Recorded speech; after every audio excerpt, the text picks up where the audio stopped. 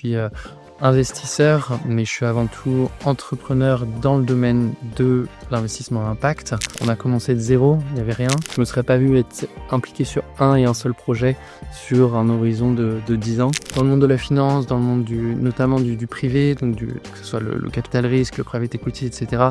C'est une industrie qui est assez décriée pour son manque de transparence. C'est un peu une black box, donc on essaye de casser un peu ça. C'est Warren Buffett qui le disait que ça prend 20 ans de créer une réputation, 5 minutes pour la ruiner.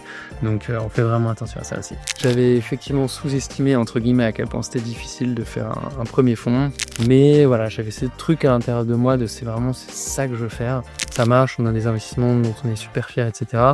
Mais c'est encore qu'une première brique d'un édifice beaucoup plus grand qu'on essaie de construire. Bienvenue sur Green Cash, le podcast qui explore les coulisses de l'investissement dans la climate tech. Ici, on parle impact et profit, défis climatiques et innovation, mais surtout des hommes et des femmes qui financent par leur choix d'investissement un avenir durable.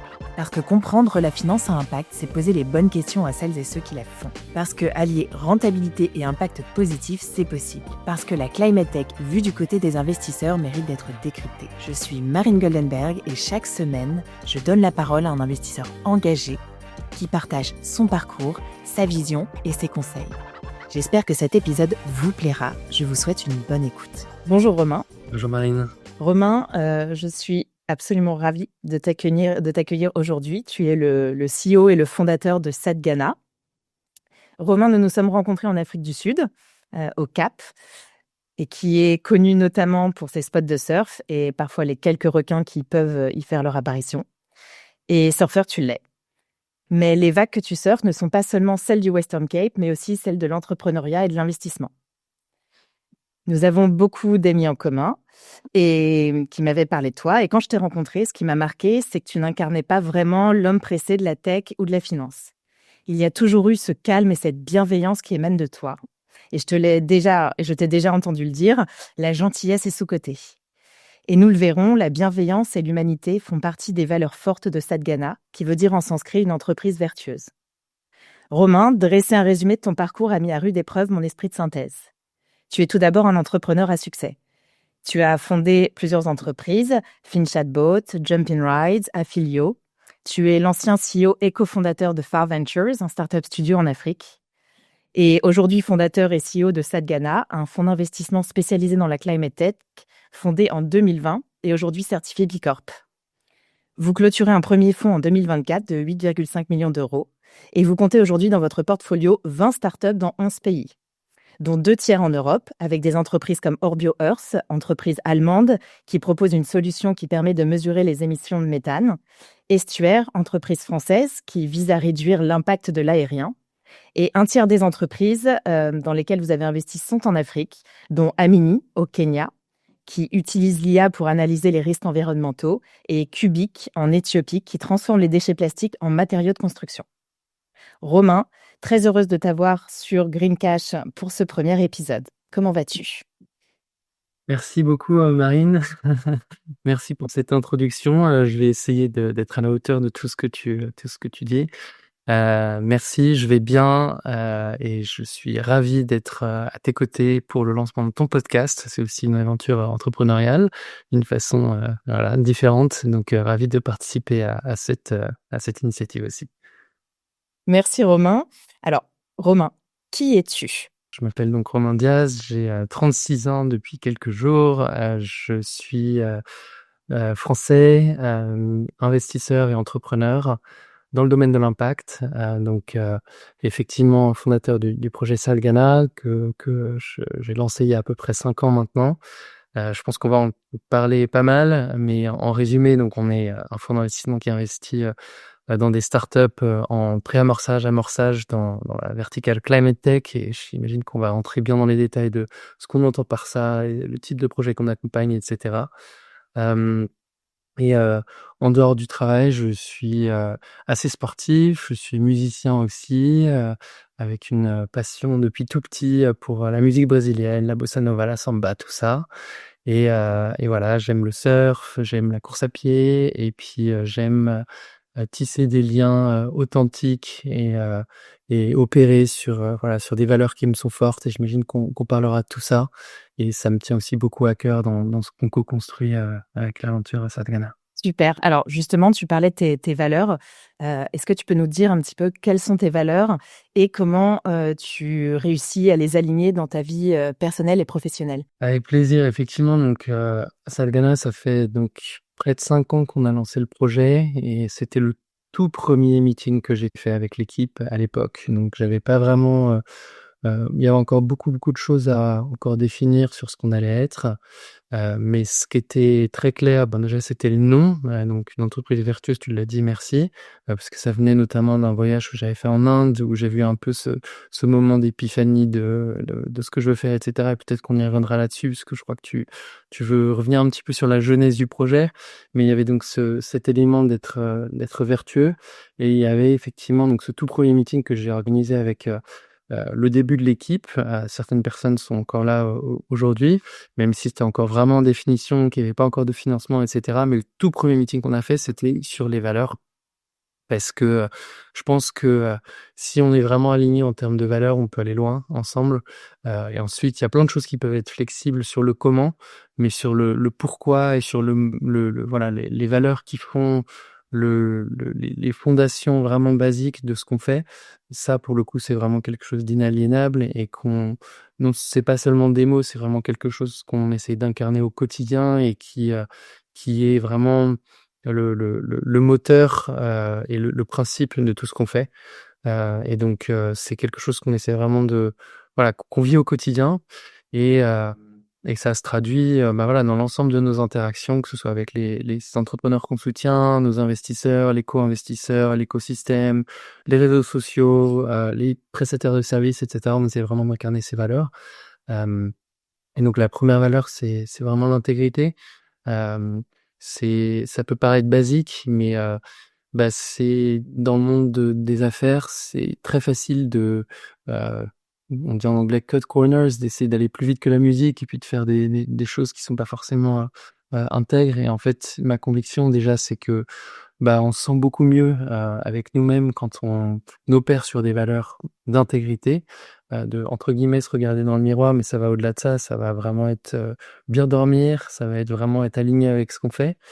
Et en plus de ça, non seulement c'est bien se sentir, mais c'est aussi construire une réputation parce qu'on est dans un écosystème, qui est au final assez petit, où la réputation, elle compte énormément parce que c'est comme ça que les investisseurs nous font confiance, c'est comme ça que les entrepreneurs nous font confiance en étant à leur capital, c'est comme ça qu'on nous envoie des opportunités d'investissement, le fameux deal flow et cetera. Et donc se faire une réputation, une crédibilité, c'est aussi basé sur le fait que on parle, bah, le mieux possible de nous, quand on n'est pas là.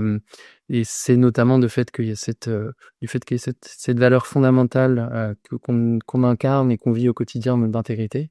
C'est aussi la transparence.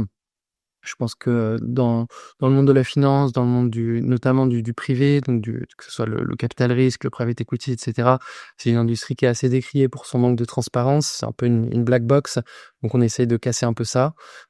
C'est incarné notamment par le fait qu'on est Bicor, donc il y a beaucoup de choses qui sont très publiques à notre sujet.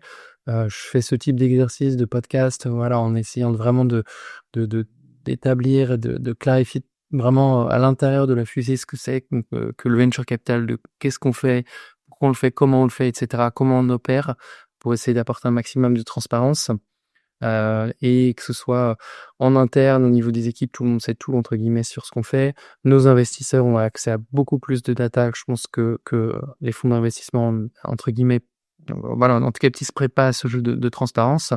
À nouveau cet effort de Bicorp et faire en sorte que on soit toujours très clair sur nos intentions, sur ce qu'on fait, sur pourquoi on le fait et cetera. Donc la transparence, l'humilité, ça fait vraiment partie aussi de ce qu'on essaie de faire parce que c'est aussi, hem, une incarnation de notre théorie du changement, mais c'est aussi, hem, à nouveau essayer de changer un peu le cliché qu'on peut avoir sur, les VC, sur le capital risque, sur le monde du VC et de la tech et de la finance et cetera. C'est d'incarner quelque chose de plus humain, de plus authentique. On essaie d'avoir aussi un maximum d'inclusion, de diversité et manifeste de par notre équipe, les fondateurs dans lesquels on investit, pas encore trop notre base d'investisseurs parce que malheureusement, encore beaucoup du capital est concentré entre des personnes, qui ont la même couleur de peau que moi et beaucoup d'hommes et voilà, donc ça, c'est encore une réalité. Donc on essaie de changer, les choses, là-dessus, mais c'est plus difficile au niveau de nos investisseurs, même si, je pense qu'on a quand même une forme d'intérêt de la part de personnes qui, voilà, qui ont en tout cas, qui voient qu'on a vraiment un intérêt pour la diversité. Et je pense à nouveau que c'est non seulement la bonne chose d'un point de vue éthique de, hem, voilà, d'essayer d'apporter une contribution humble au fait que dans le passé ça a pas toujours été le cas, ça a pas toujours été égal, mais c'est aussi prouvé par tout un tas d'études, McKinsey, BCG, tout ce que tu veux, sur le fait que c'est aussi quelque chose qui est bien sur la bottom line, sur, vraiment la réussite financière des entreprises aussi. Donc c'est à la fois une dimension impact et une dimension financière pour nous, la diversité et l'inclusion. C'est l'ambition aussi, donc c'est, pas seulement se dire qu'on va faire quelque chose qui est, bien, qui sonne bien et qui fait qu'on se sente bien et cetera, mais aussi quelque chose qui, va avoir de l'échelle, qui va avoir de l'impact, qui va avoir, des résultats financiers qui vont, rendre, nos investisseurs, contents d'avoir investi dans le projet et nous dans les projets dans lesquels on investit. Voilà, donc je dirais que ça, c'est un peu les valeurs cardinales. L'empathie aussi, avec l'ensemble des prestataires de services, avec les entrepreneurs, avec les investisseurs, les co-investisseurs. Vraiment essayer voilà, d'être dans une dimension de collaboration, notamment du fait que, on s'attaque à des problèmes qui sont beaucoup plus grands que nous et les co, essayer d'être quand même dans une démarche de plus de collaboration, plus d'entraide et plus de se dire qu'on est ensemble plutôt que les uns contre les autres. Voilà, c'est une réponse un peu longue, mais c'est vrai que les valeurs, c'est quelque chose qui nous tient beaucoup à cœur, qu'on essaie vraiment d'incarner et c'est aussi des valeurs, moi, qui me sont chères à titre personnel et qu'on incarne vraiment dans ce qu'on fait avec Satgana.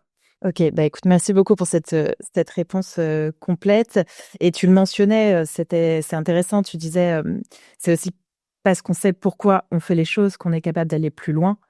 Et justement, par rapport à ça, est-ce que tu peux nous partager, un petit peu comment tu prends soin alors moi, ce que j'appelle l'écologie personnelle, mais justement, quand on sait pourquoi on fait les choses et qu'on est très animé, par les valeurs qu'on porte, parfois ça peut être aussi un petit peu, on peut avoir un petit peu tendance à s'oublier, que ce soit dans l'entrepreneuriat ou l'investissement qui, pour moi, est une forme d'entrepreneuriat. Mais donc finalement, comment est-ce que toi, tu trouves aujourd'hui l'équilibre et pour tenir la distance, de l'entrepreneuriat et de l'investissement? Mmh. Alors déjà une réponse très, très bateau, mais qui est tellement vraie et je peux pas je peux pas l'omettre, c'est le sommeil. J'ai la chance de bien dormir et je tiens vraiment, c'est vraiment sacré pour moi de dormir 8 heures, voire plus, par semaine, pas par semaine, non, par nuit, 8-9 heures par nuit. Donc ça, c'est vraiment important pour moi et c'est ce qui fait que ça m'arrive souvent en fin de journée de plus avoir l'énergie, voilà, tu prends un peu des coups de massue par les startups en portefeuille ou par les mauvaises nouvelles ou voilà, ça nous tient à cœur vraiment de bien accompagner et puis quand nos entrepreneurs, ils ont du mal parce qu'il y a plus de cash, parce que X, Y, Z, parfois en fin de journée, j'ai plus d'énergie parce que je donne beaucoup et que voilà, parfois ça nous affecte. Mais au final, bien dormir, le lendemain, café, c'est reparti et au final tellement motivé par ce qu'on fait, on y croit tellement qu'au final, il y a pas le choix et on y retourne et on a envie et quand on dort bien et quand on a un rythme de vie sain, au final, si on est vraiment convaincu de ce qu'on fait, je pense que, ça permet de s'y remettre et c'est aussi le la, mmh, la consistency, comment on dit là? Pardon, la le fait d'être consistant, enfin, sur le long terme, de voilà, tous les jours le faire, il y a un effet un peu compounding, en fait, où plus on le fait et si on s'améliore de 2-3-4-5 par semaine, par mois et qu'on continue de le faire, qu'on continue d'apprendre, qu'on continue de délivrer, qu'on continue de faire ce qu'on dit, de dire ce qu'on fait et cetera, au bout d'un moment, ça paye et moi, ce qui me donne aussi beaucoup d'énergie, je suis, investisseur, mais je suis avant tout entrepreneur dans le domaine de l'investissement à impact et moi, ce que j'adore, c'est le fait de voir que on a commencé de zéro, il y avait rien et que, chaque jour, il y a des petits stepping stones, des marques, qui fait que: «Ah tiens, ça, il y a 1 an, ça aurait pas été le cas. Tiens, ça, il y a 2 ans, j'avais pas accès à ce type de deal. tiens, il y a 3 ans, aucun investisseur de calibre nous contactait pour nous dire ça a l'air d'être intéressant ce que vous faites, etc. Donc voir un peu toutes ces choses-là qui me montrent au quotidien que chaque jour on devient un peu plus grand, un peu plus fort, un peu plus voilà, qu'on a de l'impact, qu'on arrive à créer quelque chose qui est différent, qui accompagne des entrepreneurs incroyables, etc. Ça me donne beaucoup d'énergie et voilà, et rythme de vie sain aussi, je bois très peu d'alcool, jamais en semaine, le sport, à nouveau le sommeil et puis, des relations authentiques et aussi peut-être au sein de ce qu'on fait, il y a tout un tas de choses différentes et peut-être essayer de capitaliser encore plus sur les choses sur lesquelles on est bon, qui nous donnent de l'énergie au sein de ce qu'on fait. C'est des atouts qui permettent de durer sur le long terme parce que c'est vraiment quelque chose que je répète, en long, en large et en travers, c'est à quel point c'est quelque chose de long terme. Donc, il faut être à la fois vraiment focus, court terme, hustle, travailler dur, et cetera et plein de choses qui se passent vite, décisions, deals, et cetera et en même temps, c'est vraiment quelque chose de temps long sur lequel il faut se projeter sur minimum 10 ans. Mais en fait, un fonds, c'est 10 ans, mais en fait, avec les périodes d'avant de levée de fonds, d'après, d'extension de fonds, et cetera. Puis en général, tu fais pas seulement un fonds, tu en fais un deuxième, donc tu repars pour 10, 12 ans, et cetera. En fait, on parle plutôt de 20 ans et donc vraiment penser sur le temps long et on en revient aussi à nouveau cette dimension d'intégrité et de réputation parce que c'est quelque chose c'est Warren Buffett qui le disait que ça prend 20 ans de créer une réputation, 5 minutes pour la ruiner. Donc, on fait vraiment attention à ça aussi. Eh ben, écoute, merci beaucoup pour ce partage et effectivement, tu disais c'est basique, mais je pense que c'est un basique qu'on a tendance à oublier, hem et hem et on peut avoir un petit peu cette culture finalement, de dormir 4 heures, enfin de projeter ce qu'est l'entrepreneuriat, dormir 4 heures par nuit, travailler non-stop all day et bien sûr, il y a des journées comme ça, mais que finalement, voilà, le bien manger, bien dormir et prendre soin de son corps, ça a permis, de durer sur la distance et c'est super important. Alors moi, de mon côté, Romain, j'ai eu envie, d'interroger, un de tes collaborateurs proches pour savoir ce que c'était de travailler avec Romain Diaz. Hello Romain, aujourd'hui, c'est moi qui te fais un petit témoignage. D'ailleurs, merci beaucoup Marine de prendre ce temps. Je suis sûr que tu passeras un très bon mois avec ce monsieur qui est très inspirant. Alors, si tu devais définir Romain, difficile de réduire ça en moins d'une minute, mais je pense déjà que sur le plan tant humain, professionnel ou encore amical, je pense que j'ai rencontré l'un de mes âmes sœurs professionnels. Sur le plan professionnel, c'est une personne très inspirante, avec une très belle vision 360 degrés sur énormément de choses, très smart, qui connaît énormément de choses, mais également qui partage aussi son savoir, et ça c'est quelque chose aussi que j'apprécie énormément. Sur le plan humain, j'ai rarement rencontré une personne aussi loyale, et sans oublier son humilité qui en fait justement encore plus un homme très grand. Et c'est vraiment un plaisir tous les jours d'évoluer au quotidien aux côtés de Romain parce que j'apprends énormément. Et d'ailleurs, je le vois sur mes 4 ans et demi aux côtés de Romain, je suis devenu une toute autre personne. Ça va faire maintenant 4 ans et demi qu'on travaille ensemble sur Satgana et quelle belle aventure. Il y a eu des hauts et des bas. Et je me souviens d'ailleurs, notamment on a fait notre premier closing, on avait une vision, une volonté de faire un closing un peu plus haut. Mais encore une fois de plus, Romain a montré une très grande force justement de pouvoir d'adaptation, d'abnégation qui, mine de rien, encore drivé la team pour arriver à là où nous sommes. Aujourd'hui, on part encore vers des très belles horizons, mais je pense que je vais pas tout dire et je le laisserai Marine te partager lors de cette interview que tu passeras. Encore une fois de plus, tout mon plus grand respect Romain, et c'est un plaisir de collaborer avec toi au quotidien. Et Marine, je te souhaite de passer un très bon temps avec Romain. Voilà, alors est-ce que tu peux nous dire un petit peu qui est cette personne et ce que t'évoque ce témoignage? Il me touche beaucoup. Ce témoignage, c'est de Anil Magourou, qui est mon très cher associé dans Satgana, qui m'a rejoint au tout début du projet et qui, voilà, lui, il avait un parcours, il venait d'un family office basé à Paris et voilà. Et assez tôt, on a vu qu'il y avait des amis en commun de base, mais surtout un vrai alignement et effectivement, lever un premier fonds, c'est très, très difficile et c'était dans un contexte, économique difficile et puis, j'avais sûrement sous-estimé à quel point c'était difficile de faire ce qu'on a fait. Et Anil a fait preuve d'une résilience, incroyable et d'une intelligence, d'une dévotion au projet, d'un alignement de valeurs dont je parlais plus tôt, qui est vraiment voilà, très très aligné et très important pour moi. Et c'est effectivement une forme d'âme sœur professionnelle. Et donc il a énormément cru à mes côtés, enfin au sein de Sadhgana, au gré de ces 4 ans et demi ensemble. Et du coup, l'année dernière, on a officialisé le fait qu'il était devenu associé et partenaire dans le fond. Et ça, ça reflète les 4 dernières années, mais ça reflète surtout une volonté au niveau de travailler ensemble sur le temps long. On a une vraie complémentarité, une vraie belle entente, une vraie amitié aussi qui s'est créée au sein du projet, un vrai respect. Donc, je suis hyper honoré de le compter à mes côtés comme associé au quotidien. Et alors, du coup, ce qui m'amène à te demander comment justement, à un moment donné, tu décides de passer du côté investisseur après avoir été entrepreneur? Alors en fait, ça s'est fait de façon assez organique dans la mesure où j'avais toujours ce truc à l'intérieur de moi que je ne saurais pas forcément expliquer. Je pense qu'il y a une forme de curiosité intellectuelle, qu'il y a une forme presque de boulimie de savoir ce qui se passe partout. C'était un peu mon côté, je pense, nomade. J'ai eu la chance de vivre dans plein de pays, d'être exposé à plein de choses différentes, et cetera. Et du coup, j'ai toujours aimé l'approche portefeuille, en fait.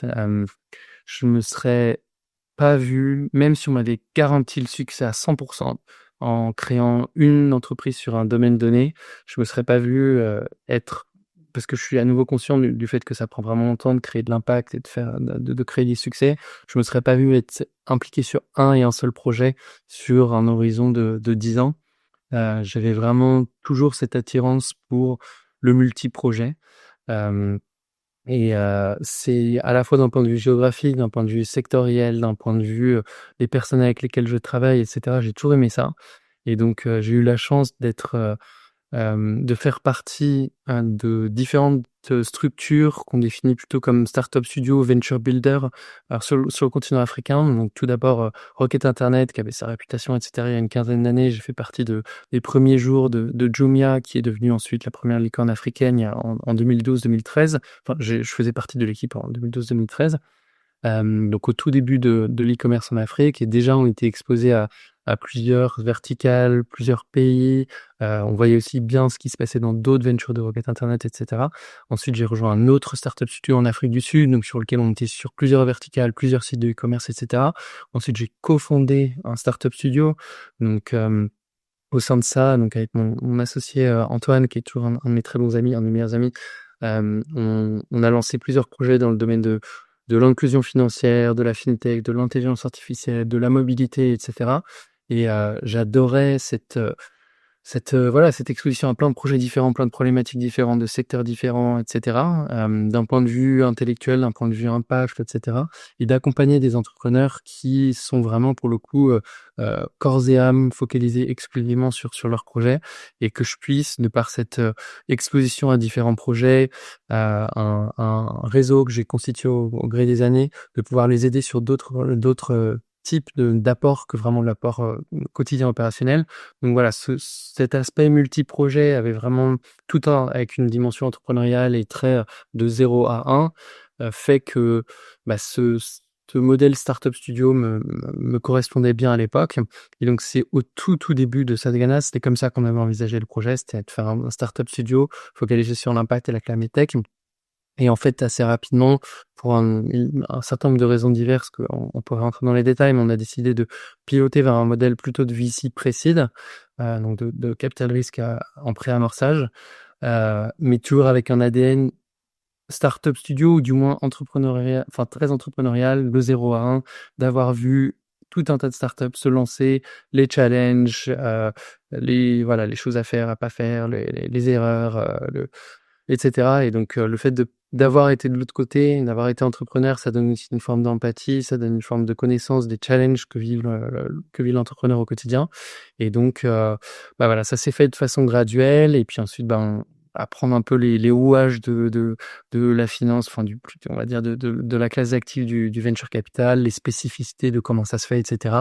Ça a été voilà, les derniers éléments qui me manquaient pour pouvoir vraiment passer du côté investisseur, même si au final la ligne est un petit peu brouillée et que à la fois je reste très impliqué dans le quotidien des entrepreneurs de 0 à 1 et moi-même enfin je me considère comme entrepreneur à nouveau dans le domaine de l'investissement à impact parce que l'investissement est un des piliers de ce que je fais au quotidien. Ça représente peut-être 25-30% de ce que je fais, mais il y a tout un tas d'autres choses que je dois faire au quotidien, que j'aime faire au quotidien, du fait de construire Sadhgana comme entreprise d'investissement à impact, que ce soit en termes de levée de fonds, que ce soit en termes de back-office, que ce soit en termes de marketing, que ce soit en termes de conférences, que ce soit en termes d'accompagnement de portefeuille, etc.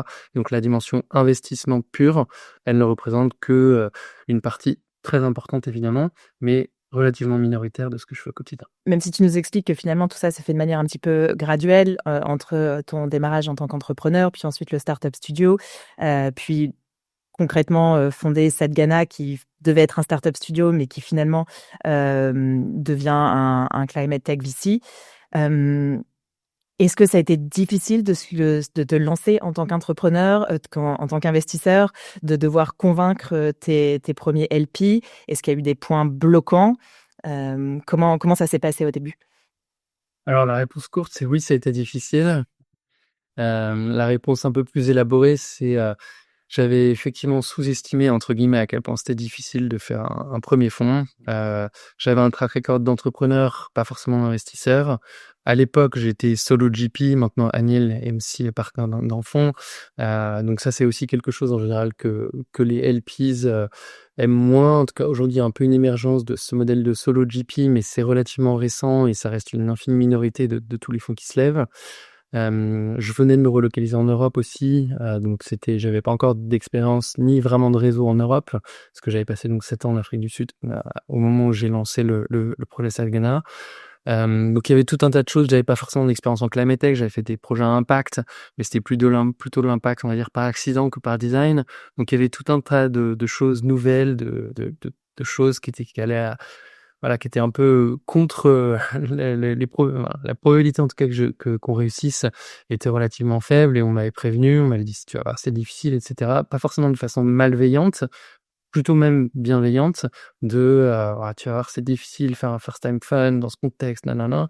Mais voilà, j'avais ce truc à l'intérieur de moi c'est ça que je veux faire et j'y crois quoi. J'y crois et je vais tenir sur un temps long et voilà, j'ai eu la chance aussi d'avoir eu 2 exits, un exit d'une des startups que j'avais cofondé, un exit partiel d'une autre startup que j'avais cofondée, ce qui me donnait un peu un coussin financier pendant un certain nombre d'années, qui m'a fait me dire si c'est pas pour ça, et c'était pas non plus de l'argent qui faisait que je pouvais devenir rentier et jusqu'à la fin de ma vie ne plus travailler, c'était juste voilà, j'ai une fenêtre de quelques années où je peux me permettre de ne pas gagner d'argent et d'investir tout ce que j'ai gagné dans le lancement d'un nouveau projet.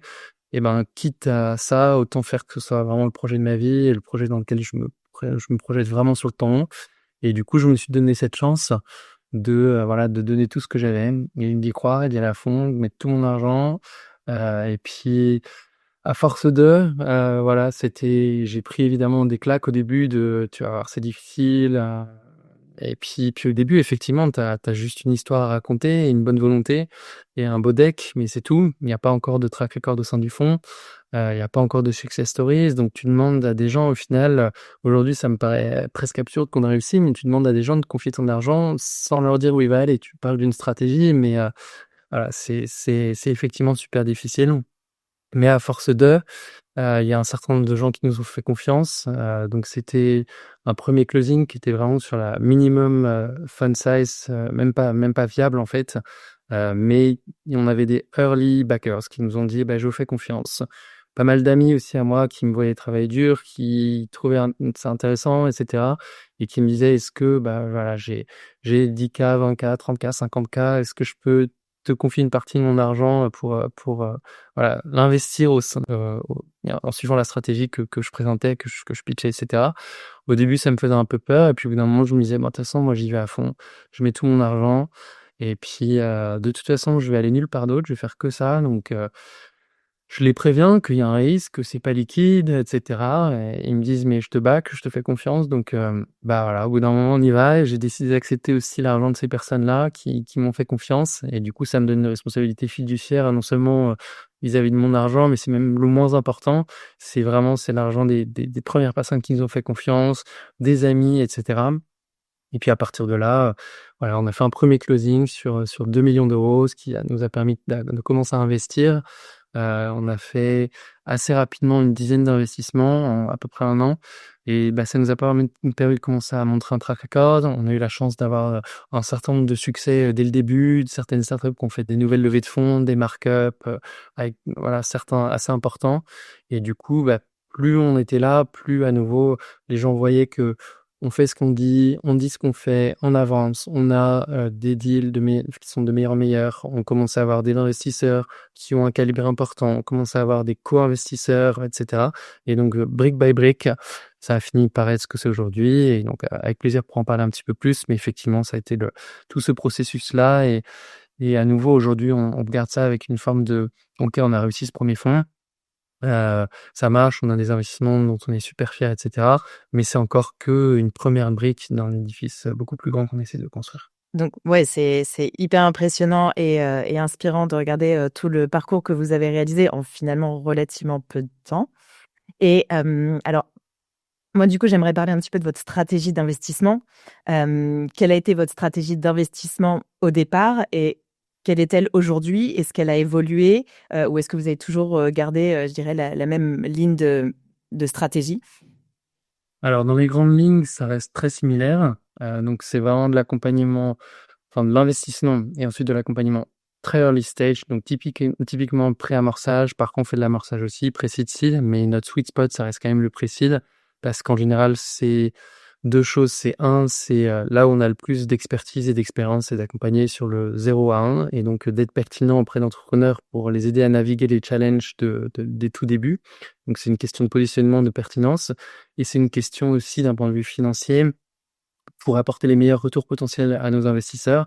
Si on fait une bonne stratégie de mitigation de risque, si on investit sur les bonnes personnes, ça nous permet, le fait d'investir en pré-seed plutôt que seed et encore moins série A, de rentrer sur des valorisations, basses et du coup d'avoir beaucoup plus d'upside, de potentiel d'upside, de faire un x10, x100, x à terme parce que les valorisations sont moins importantes au stade de pré-seed.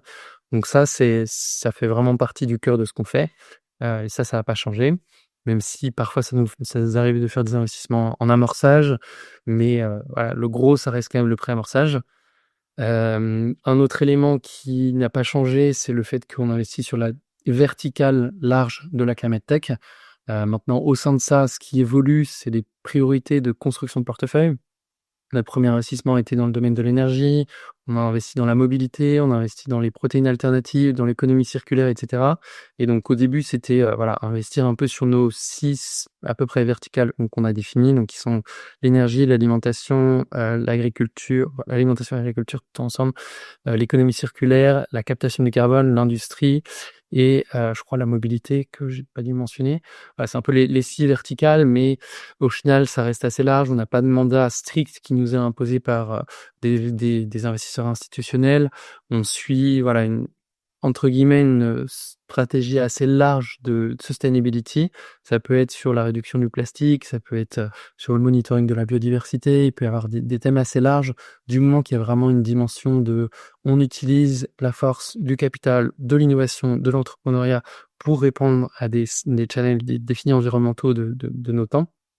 Et donc, au gré de ça, il y a une construction de portefeuille de: «Ah tiens, on n'a pas encore investi dans la captation du carbone, regardons les deals actuellement et investissons sur cette verticale». Donc c'est ça qui peut évoluer, mais sinon dans les grandes lignes, la stratégie reste très similaire d'accompagnement en early stage sur la climate tech.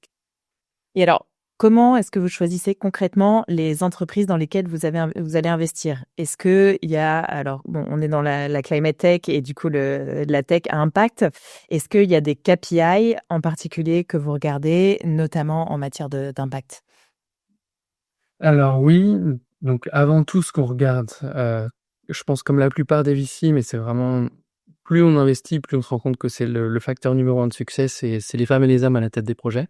Donc c'est vraiment quelque chose qu'on regarde beaucoup, beaucoup plus même que l'idée, que le concept, encore moins les prédictions financières et cetera, parce qu'on sait que ça peut évoluer, des dizaines de fois avant que ce soit vraiment figé et que ça devienne un succès et que ça ait l'impact.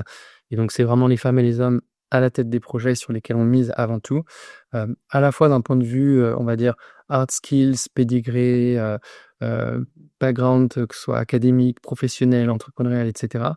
Mais aussi à nouveau en termes de valeurs, c'est quelque chose qu'on regarde beaucoup. C'est que parfois, dans quasiment tous les projets dans lesquels on investit, on sent qu'il y a un vrai alignement de valeurs. En tout cas, on essaye vraiment, le plus possible et parfois ça nous arrive de nous dire: «Ça, ce projet, très probablement il va marcher, il va avoir de l'impact, mais il est porté par quelqu'un où on n'est pas certain d'être aligné en termes de valeurs, où on voit des red flags, où on a des intuitions et ou alors on voit des petits marqueurs qui nous font dire: "Ah ça, probablement, c'est un signal faible"». Et donc c'est aussi une raison suffisante pour ne pas investir et donc on s'assure vraiment qu'on ressent un alignement de valeurs aussi avec les entrepreneurs dans lesquels on investit. Donc ça, c'est le critère numéro 1. On regarde ensuite voilà, un pilier assez classique de VC qui est regarder, la taille du marché, les unit economics, le business model, la concurrence, le marché et cetera. Donc ça, voilà, un peu comme tout VC, je dirais. Ensuite, on regarde, effectivement la dimension impact. Est-ce qu'on pense que, si on tire le trait du succès de la start-up à horizon 5 ans, préférablement 10 ans, est-ce qu'on pense que la réussite du business model est enfin vraiment, heu complètement imbriqué avec la réalisation d'un impact, positif à l'échelle, notamment en termes de réduction des émissions de gaz à effet de serre, mais ça peut être aussi d'autres KPIs, environnementaux, que ce soit, la réduction du plastique, que ce soit le monitoring de la ou protection de la biodiversité, protection des ressources en eau et cetera. Donc ça peut être d'autres critères environnementaux, mais en général, ça reste quand même principalement la réduction des émissions de CO2 ou autres, gaz à effet de serre. Et enfin, donc ça c'est la dimension impact. Et enfin, ça va être un peu plus des éléments liés au deal en particulier. Donc est-ce que la valorisation nous paraît bonne au moment de l'investissement? Est-ce que le consortium de co-investisseurs nous plaît? Est-ce qu'on pense qu'il est solide? Et puis combien on peut réussir à obtenir de la startup? Combien on va investir pour que nous, on ait notre retour sur investissement et sur impact, à terme? Et alors justement, comment est-ce que vous parvenez aujourd'hui à créer du deal flow? Bon, tu disais aujourd'hui que Satgana a une présence, et que du coup des entreprises commencent à vous contacter. Quel a été un peu votre historique par rapport à ça? Alors effectivement, donc depuis qu'on a vraiment lancé publiquement, il y a un peu plus ouais, pas loin de 4 ans, on a analysé plus de 3000 dossiers, qui nous sont venus et ces dossiers sont principalement liés à 3 différentes sources. Une première source, on l'appelle inbound, donc c'est juste le fait que on nous trouve sur, les réseaux sociaux. On a, je crois, en tout 17-18 000 followers sur les différents réseaux sociaux. On est dans des articles, on est dans les conférences, on est dans les podcasts, on est dans tout un tas de sources en ligne qui fait que notre message, il est dans l'écosystème et donc les startups de plus en plus nous connaissent. Pas toutes évidemment et j'aspire au jour où on verra 100% des deals, Climate Tech qui seront annoncés en Europe ou en Afrique. On n'en est pas trop loin, mais on n'en est pas là non plus. Donc voilà, il y a vraiment un effort d'évangélisation de ce qu'on fait pour recevoir du deal flow, inbound de par le fait que les entrepreneurs nous connaissent. Ensuite, il y a une dimension plus, de réseau et d'écosystème. Donc on a la chance d'avoir une base assez large de LPs. On a 150 LPs dans notre premier fonds. On a beaucoup de co-investisseurs avec lesquels on a déjà co-investi. Ça représente à peu près, plus de 100 fonds avec lesquels on a déjà co-investi. C'est d'autres VC avec lesquels on n'a pas encore forcément co-investi, mais avec lesquels on échange du deal flow de façon régulière. Et donc ça nous permet de savoir un peu quels sont les deals actuels qui sont en train de se faire et lesquels sur lesquels nous on a envie de se positionner. Donc on nous envoie du deal flow, que ce soit à nouveau nos LPs, d'autres VC, aussi les fondateurs de notre portefeuille nous disent souvent: «J'ai un ami, une amie qui est en train de lancer une startup, est-ce que je peux vous envoyer le dossier?» et cetera. Donc ça, c'est vraiment notre réseau direct et c'est en général de là que vient, vraiment la qualité, et la plupart de nos investissements. Et enfin, il y a un dernier pilier qui est beaucoup plus intentionnel, beaucoup plus proactif, qui est de dire, on n'a pas encore fait d'investissement dans l'économie régénératrice, l'agriculture régénératrice.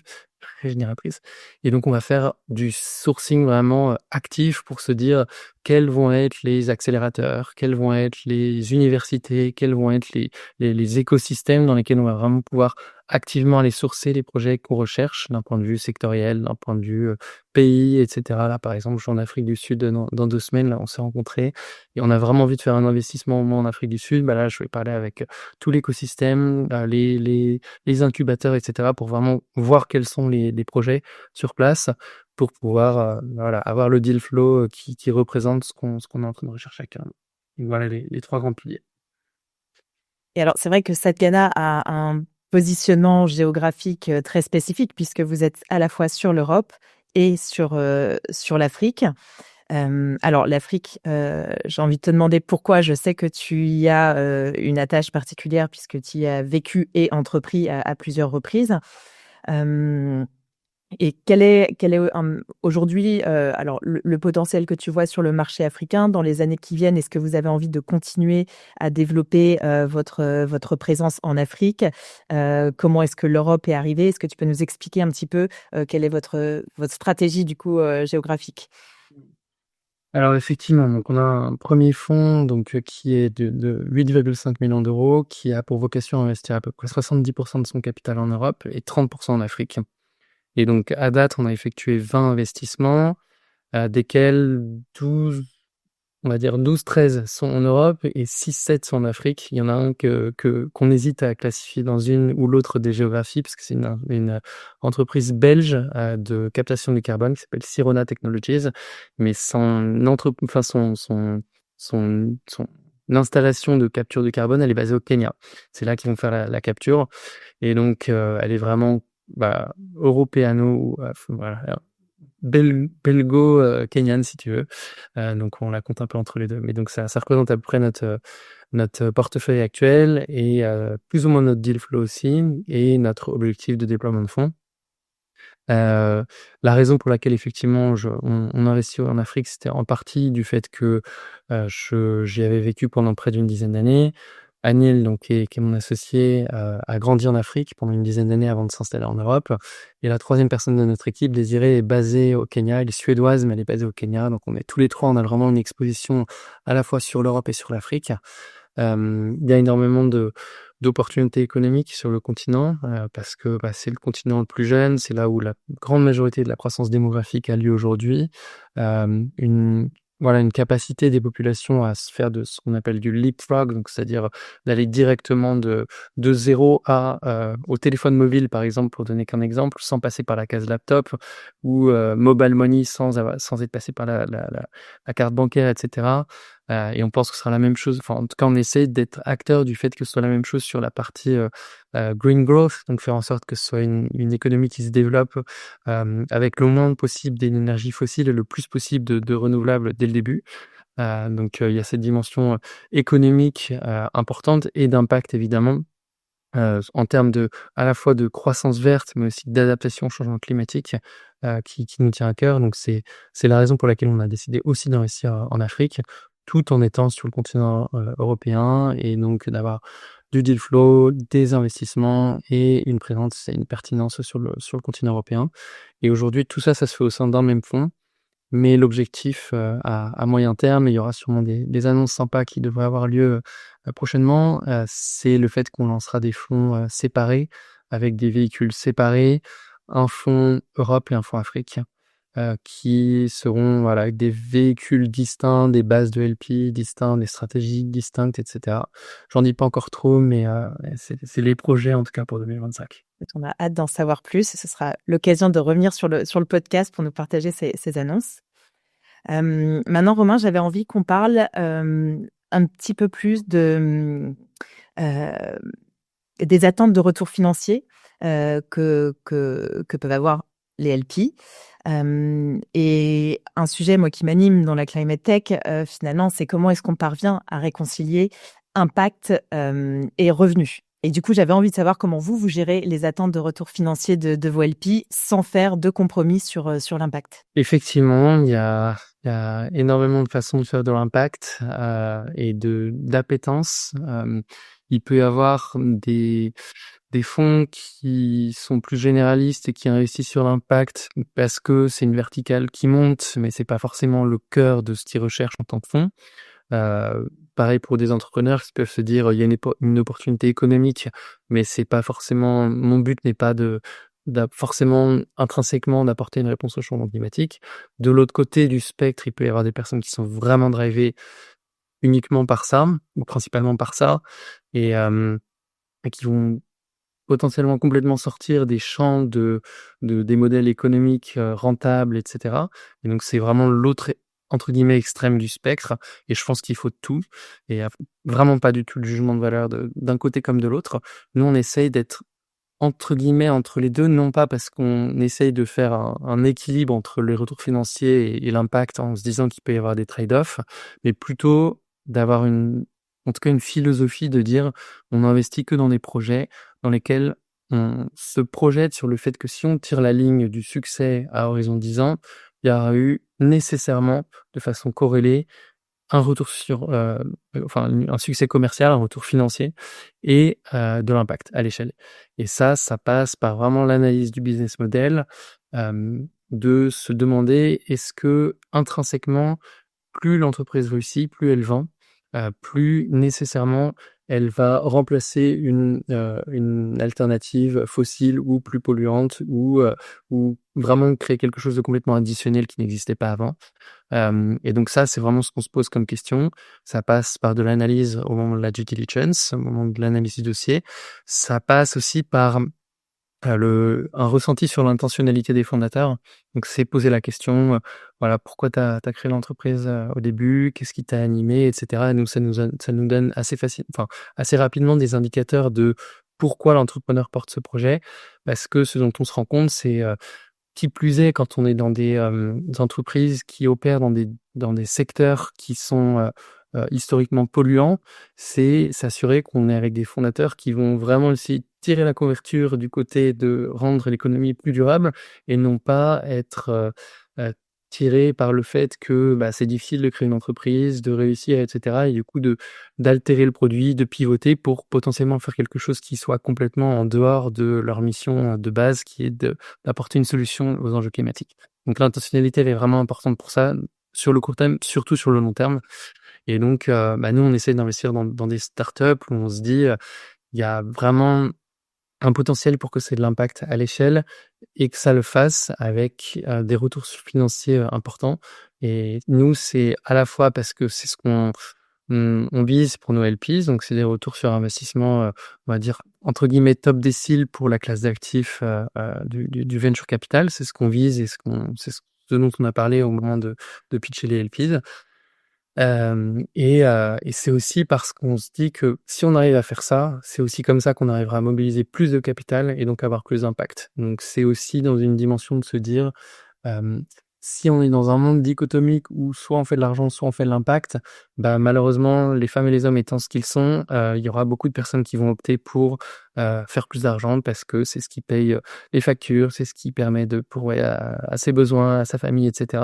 Et si on arrive à prouver qu'il n'y a pas de dichotomie entre les deux, que c'est possible de faire les deux, on pense, en tout cas c'est ce qu'on essaie de montrer, c'est qu'on pourra mobiliser plus de capital avec nous, nos frameworks vraiment d'analyse et d'accompagnement de telle sorte que les investissements financiers qu'on fait sont alignés vers un modèle et un monde qu'on désire plus sur les 10, 20, 30 prochaines années. Ok, écoute, très clair. Et alors, cette question m'amène du coup à évoquer un petit peu plus, je dirais, l'actualité de la climate tech. En plus, on est en début d'année. Alors, on a vu la fin d'année se terminer avec un débat justement sur est-ce qu'on doit rebaptiser la climate tech d'après le post de Tommy Lip. Quelle est un petit peu ta vision à ce niveau-là? Est-ce que finalement, on va voir encore une évolution de la climate tech? Est-ce que c'est un débat que tu considères un peu stérile? Quelle est ta position par rapport à ça? Alors effectivement, il y a eu pas mal de débats en début d'année à ce sujet-là. Si ça intéresse certaines personnes de rebrander la climate tech, ainsi soit-il, j'en vois pas la nécessité. À mon sens, je pense que là où il y a eu un intérêt à ce débat, je pense que c'est pas tellement sur la nomenclature, mais c'était plutôt, je pense, le fait qu'il y a un contexte économique et géopolitique qui est celui qui est aujourd'hui, notamment l'arrivée de Donald Trump à nouveau au pouvoir aux États-Unis, les guerres, l'inflation et tout un tas de choses qui font que l'écologie, malheureusement, est souvent reléguée au second plan, voire plus loin, et ça peut faire peur. Et je pense que c'est aussi une invitation pour les personnes qui sont vraiment dévouées à cette cause-là, de rester vraiment pragmatique, de se dire on ne fait pas du green et du good juste parce que c'est feel good et que c'est sympa, mais il faut vraiment que ça s'inscrive dans un modèle économique qui est celui qu'il est aujourd'hui et que à la fin du mois, les personnes elles doivent mettre de la nourriture, amener de la nourriture à leur famille et puis il y a au niveau géopolitique, il y a des guerres plus ou moins voilà, concrètes avérées ou des guerres commerciales, et cetera, qui font que ces sujets-là, souvent, ils sont relégués au second plan. Et donc, si on amène juste les green credentials et les green premium, aujourd'hui, dans le contexte actuel, c'est pas suffisant, voire ça va conduire à la mort d'un certain nombre de projets.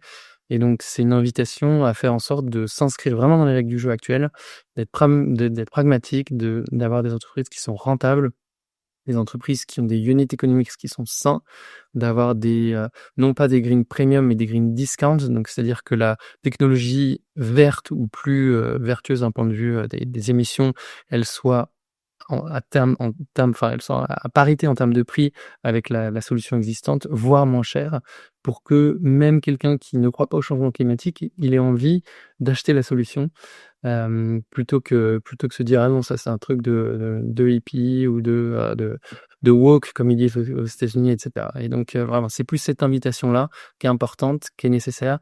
Après le rebranding il me paraît pas nécessaire, mais si certaines personnes veulent l'appeler Resilience Tech ou voilà, on parle potentiellement Earth Tech. Je pense que le mot Earth Tech, il est potentiellement intéressant parce que il montre que c'est pas seulement la dimension climatique qui est importante, mais ça va au-delà purement de la mesure des émissions de gaz à effet de serre, mais c'est aussi à nouveau la pollution de l'air, de l'eau, des sols, etc.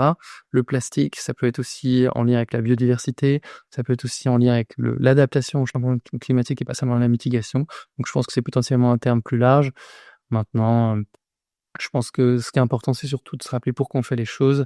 Et puis, pour nous, en tant qu'investisseurs dans le climat, nous, on reste vraiment dédiés à cette cause-là.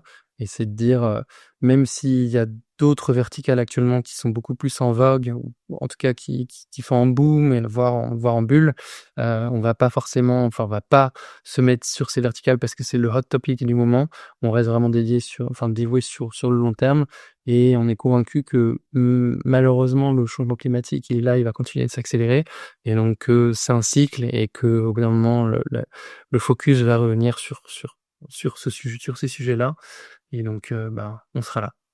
Très intéressant. Et donc, alors, les entrepreneurs apportent des réponses aux problématiques du changement climatique. Mais comment penses-tu que la finance, et donc en particulier les VC, ont un rôle à jouer, un rôle stratégique à jouer dans le changement de notre système économique pour surmonter la crise climatique? Alors, je pense qu'il faut rester humble sur quel est notre rôle en tant que VC. C'est vraiment qu'un tout petit maillon de la chaîne, mais c'est un maillon de la chaîne. Et donc, ma conviction, c'est qu'il faut de tout pour répondre aux enjeux sociaux et environnementaux de nos temps. Et il faut des activistes, il faut des politiciens un peu plus éclairés, il faut des entrepreneurs qui créent des solutions qui amènent de nouveaux paradigmes, il faut des investisseurs pour les financer. Il faut du changement individuel comportemental. Donc il faut tout un tas de choses. Et donc nous, on se met sur le maillon des investisseurs. Et au sein des investisseurs, le gros du gros, c'est les investisseurs dans les marchés publics. C'est les BlackRock de ce monde qui aujourd'hui priorisent beaucoup moins justement les sujets de climat, de ESG, de diversité, etc. C'est la réalité. Et c'est ces gros poissons qui gèrent les plus gros capitaux à l'échelle mondiale il y a une petite partie des capitaux qui sont investis plutôt sur les marchés privés, donc c'est le private equity. Et au sein du private equity, il y a un petit maillon qui est le venture capital. Et donc nous, on est vraiment au tout début des projets, c'est vraiment la première étincelle.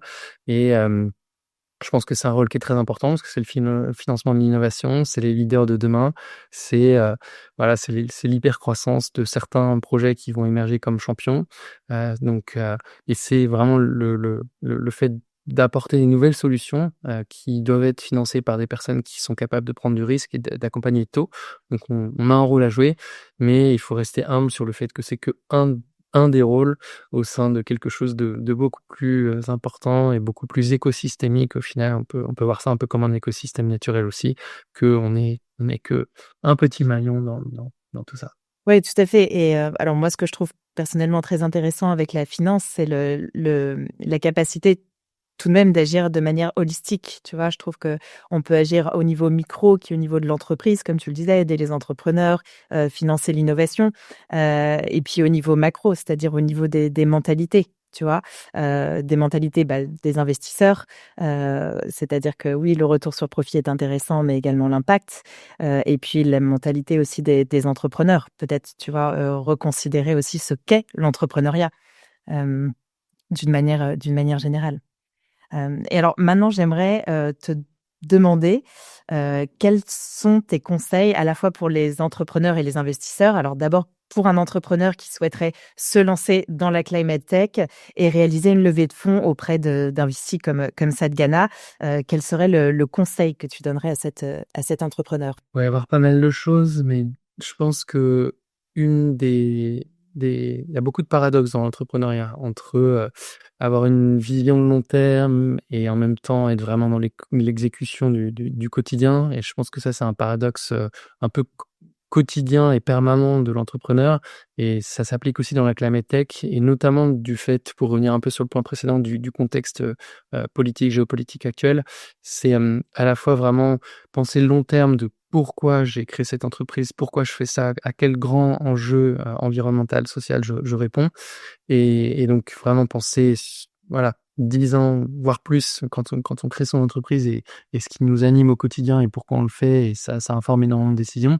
Et en même temps, c'est en paradoxe permanent avec le fait que il faut être aussi vraiment focalisé sur le court terme, dans le sens où ça va vite, qu'au début, c'est beaucoup de la survie, c'est financer son entreprise, c'est trouver les premiers clients, c'est recruter les bonnes personnes, et c'est aussi assez rapidement arriver à montrer qu'on a des unit economics qui sont simples pour pouvoir réussir à convaincre des investisseurs d'investir pour financer et accompagner la startup. Donc ce paradoxe, il est permanent et c'est important de vraiment de pouvoir cultiver le fait d'être bon sur les 2 en fait, sur le long terme comme sur le court terme.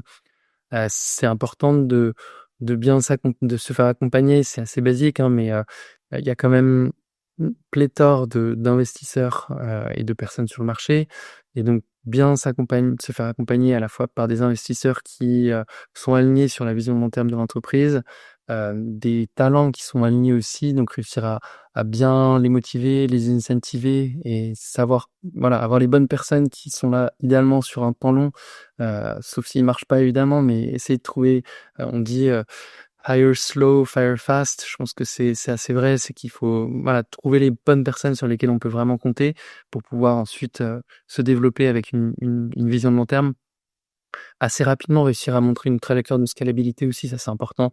Montrer que c'est pas juste du nice to have, que c'est pas juste du green pour du green, ou que c'est parce que c'est la mode ou parce que c'est du feel good, etc. Mais que vraiment il y a une trajectoire qui montre que c'est quelque chose qui peut devenir une entreprise rentable et pérenne sur le long terme, tout en étant assez efficient en termes de capital, surtout dans le contexte actuel. Et puis les financements aujourd'hui, c'est un peu mieux que ça l'était en 2022-2023 avec le contre-coup de 2021, mais ça reste quand même, on a eu un rappel à l'ordre entre guillemets en 2022-2023 qui fait qu'aujourd'hui il faut quand même montrer une forme d'efficience en termes de capital. Et peut-être dernier conseil, c'est de savoir penser à l'international rapidement. On voit encore trop, voilà, je suis français, on voit pas mal de deal flow. On a fait 4 investissements en France, déjà sur notre premier fonds sur 20.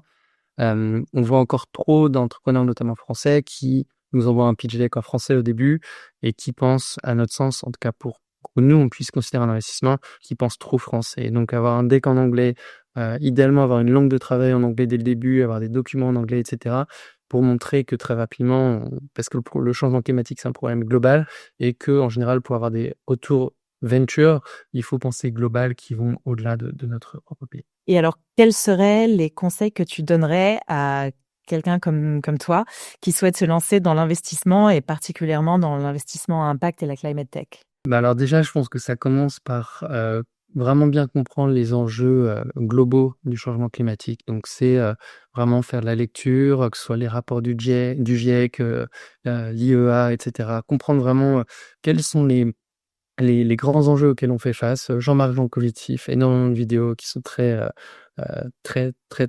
voilà, riches, d'enseignements, et qui vulgarisent aussi beaucoup ces enjeux qui sont parfois complexes. Mais c'est vraiment de comprendre les grands enjeux, les grandes masses, de où est-ce qu'on émet, qu'est-ce qu'on doit décarboner, pourquoi, comment le faire, et cetera.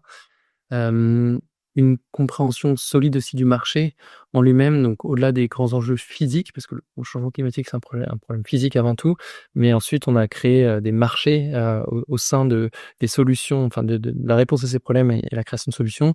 Il y a pas mal de ressources qui sont très intéressantes, que ce soit, moi j'adore la newsletter Climate Tech VC qui est, hebdomadaire. Il y a le Project Drawdown aussi, qui est un projet scientifique d'une centaine de solutions qui sont apportées pour répondre aux enjeux du changement climatique. Donc vraiment faire beaucoup de lecture au début pour comprendre tout ça. Et puis essayer de pas trop se brûler les doigts, mais en même temps se brûler les doigts souvent dans l'investissement, voilà, c'est un peu le nerf de la guerre, en tout cas au début. Entre guillemets, la chance d'un investisseur en venture, on diversifie, on sait qu'on va avoir un taux d'échec qui va être important, peut-être 50%, peut-être même plus, que, 10, 20, 30% vont être des succès modérés, mais il faut miser sur les 10, 20%, 10% qui vont être des extra succès, qui vont être les back market de demain. Et donc, c'est à la recherche de ce type de projet qu'on est au quotidien.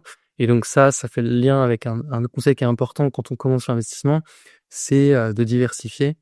Soit en faisant, si on est capable de mettre, en tant que business angel, des tickets de 5 000, 10 000 euros, 15 000, 20 000 euros, même. Voilà, au début, commencer assez petit. En même temps, bon, il faut avoir une forme de quand même, parce que 5 000 euros, ça reste quand même un montant non négligeable pour un certain nombre de personnes. Mais si on décide d'investir en tant que business angel, c'est d'investir sur un certain nombre de projets. Parce que si on investit que sur un ou deux, bah, les probabilités d'échec sont trop importantes. Déjà, il faut partir du principe qu'on va perdre son argent. Mais surtout, il faut se dire, heu, en tout cas, il faut partir du principe que cet argent, il est peu liquide, voire pas liquide, et il faut être prêt, entre guillemets, à le perdre si on part sur du non liquide et sur du angel et sur du early stage. Une autre façon de l'approcher, c'est d'investir plutôt dans des fonds qui ont une dimension donc dérisquée, parce qu'elles investissent dans beaucoup plus de projets, et donc il y a une forme de diversification et de professionnalisation de l'investissement. Ou alors, si on peut faire du deal by deal aussi, donc de rentrer directement dans des syndicats qui proposent des deals, et à chaque fois, le membre du syndicat dit oui ou non sur chacun des deals. Mais voir un certain nombre de deal flow avant de commencer à investir, ça permet aussi voilà, de comprendre un peu quels sont les grands domaines sur lesquels il y a trop de compétition, pas de compétition, qu'il y a vraiment des approches innovantes, et cetera. Et puis ensuite, s'y mettre en pensant vraiment à nouveau sur le temps long et en misant surtout sur les femmes et les hommes qui portent les projets, parce que c'est ça en général qui fait vraiment la réussite du projet. Et si on peut s'impliquer au-delà de l'argent, c'est-à-dire vraiment si on peut être proche de l'entrepreneur, ouvrir un peu son carnet d'adresses, aider sur, son expertise en produit, en marketing, ou expertise sectorielle ou entrepreneuriale ou autre, bah, ça permet de vraiment comprendre les enjeux de l'intérieur, et ça c'est aussi plus épanouissant, à mon sens. Écoute, merci beaucoup pour ces conseils. Alors maintenant, pour conclure, notre entretien, moi, j'aimerais savoir quelles sont les personnalités qui t'inspirent dans ton engagement? Alors, avant tout, je pense que c'est les entrepreneurs avec lesquels on a la chance de parler, au quotidien. À nouveau, on a vu, à date 3000 dossiers. On n'a pas parlé avec l'ensemble d'entre eux, mais on a revu l'ensemble des dossiers qu'on a reçus, et c'est toujours, super inspirant, et on parle avec quand même une bonne partie d'entre eux. Je pense qu'on a parlé à mon avis, pas loin de 1000 entrepreneurs. à date et c'est hyper stimulant de voir qu'il y a des gens qui dédient vraiment leur vie, leur quotidien avec le risque que ça représente, d'essayer de trouver des solutions aux grands enjeux environnementaux, sociaux auxquels on fait face et ça m'inspire au quotidien. Que ce soit les entrepreneurs dans lesquels on n'investisse pas parce que voilà, on investit dans moins de 1 des projets, qu'on reçoit. Mais aussi les projets dans lesquels on investit parce qu'une fois qu'on investit, c'est non liquide, c'est sur du temps long et du coup, on a vraiment le temps de voir les entrepreneurs évoluer entre le stade de pré-seed, le seed, la série A et ensuite ça continue sur le long terme. Et donc, ça nous permet de vraiment d'être immersés dans leur quotidien et leur évolution. Et ça, c'est vraiment ma source d'inspiration numéro 1. Et alors, est-ce que tu souhaiterais nous partager un livre, une newsletter, un blog ou une ressource qui t'inspire? Donc, tu mentionnais déjà la newsletter c'était celle de Johan Bernot, je crois. Alors j'aime beaucoup celle de Johan Bernot. Sinon, je parlais de celle de Là, je me suis trompée. Climate Tech VC. Camille Taglici. Sophie Purdom et Kim Joo, c'est anglophone, peut-être en francophone. Donc, effectivement, Johan, ami, co-investisseur en Climate Tech. J'aime bien aussi la newsletter du plongeoir en français en général. Tout à fait. En anglais, mais ça fait partie des newsletters que je lis en français. J'aime beaucoup le Drawdown Project aussi. C'est pas vraiment une newsletter, mais c'est plutôt une ressource. Voilà, au début, quand on commence à défricher et comprendre les grands enjeux et les grandes solutions qu'on a à notre disposition dans la majorité des cas, Project Drawdown, c'est une super ressource. J'aime beaucoup la newsletter de Anna Ricci aussi, Sustainability in Numbers, parce que ça montre vraiment non pas le côté, on va dire, cerveau gauche, le cœur et le cerveau droit, mais plutôt vraiment le cerveau gauche, la data, les chiffres, vraiment ce que c'est les grands enjeux et sur chacune des secteurs et des problématiques auxquelles elle s'attaque. Et actuellement, je suis en train de lire un livre qui m'intéresse beaucoup. Je l'ai pas encore fini, mais c'est Reinventing Organizations par Frédéric Laloux sur des nouveaux modèles de management et d'organisation. Et donc, peut-être que ça inspirera aussi la suite du développement de Satgana. C'est effectivement une lecture fascinante que je suis en train de faire en ce moment. Génial. Bon, toutes ces ressources seront partagées dans le résumé du podcast. Et alors, pour terminer, est-ce qu'il y a un investisseur ou une investisseuse engagée que tu recommanderais d'inviter sur le podcast? Alors, je vais recommander peut-être 2 femmes investisseurs à impact françaises. Marie Eklund du fonds 2050 qui est aussi très pionnière de l'investissement en France tout d'abord et de l'investissement à impact depuis un certain nombre d'années et qui n'a pas peur de réinventer notamment le modèle assez classique de fonds. Si tu as la chance de l'avoir, elle saura te l'expliquer beaucoup mieux que moi, mais les fonds fermés, les fonds ouverts, les fonds evergreen sur le temps très long, etc. Et de pas avoir peur à se frotter aux investisseurs et d'être pionnier d'un modèle différent. Donc beaucoup de respect pour ça parce que je sais que c'est pas facile. Et puis c'est une femme très intelligente avec un gros track record. Donc si tu peux l'avoir sur le podcast, je te le recommande vivement. Je te recommande aussi Eva Sadoun de l'ITA, qui d'ailleurs vient d'annoncer un nouveau fonds à impact, pionnière de l'impact aussi en France depuis de nombreuses années et activiste aussi et femme très inspirante. Donc ça c'est 2 belles ressources, tu peux les avoir sur le podcast. Écoute, je suis ravie que tu me parles de Marie et de Eva. Marie sera avec nous dans quelques épisodes et j'aimerais beaucoup, bien sûr, recevoir Eva sur Green Cash. Et donc, pour terminer, Romain, où est-ce qu'on peut te suivre ou te joindre? Alors, LinkedIn, Romain Diaz, je suis très facile à trouver. Je suis assez réactif aux messages et facile d'accès, donc n'hésitez pas à me rajouter sur LinkedIn. Et puis, nos pages Satgana, donc que ce soit sur LinkedIn, Instagram, Twitter, votre réseau de votre choix. N'hésitez pas à nous suivre. Et puis voilà, on devrait faire des annonces intéressantes prochainement. Donc, voilà, suivez-nous et n'hésitez pas à être en contact avec moi. Je suis aussi contactable assez facilement par mail, romain@satgana.com. Donc, facile d'approche, n'hésitez pas. Eh ben, écoute, super Romain, on a hâte de connaître les prochaines aventures et investissements de Satgana. Un immense merci pour tous tes partages, pour ton authenticité, également de montrer la voie aux entrepreneurs et aux investisseurs. Et donc, je te souhaite une belle année 2025 et ravie de t'accueillir à nouveau sur GreenCash. Merci beaucoup. Merci Marine, c'est un grand plaisir. Et keep up the good work, c'est super ce que tu fais. Vous venez d'écouter GreenCash, le podcast où l'argent vient financer un avenir fertile. Si cet épisode vous a plu, s'il vous a inspiré, partagez-le, abonnez-vous et laissez-moi un avis 5 étoiles. Je sais que c'est pénible, mais c'est très précieux pour moi et mon travail. On se retrouve très vite pour un nouvel épisode. À bientôt sur GreenCash.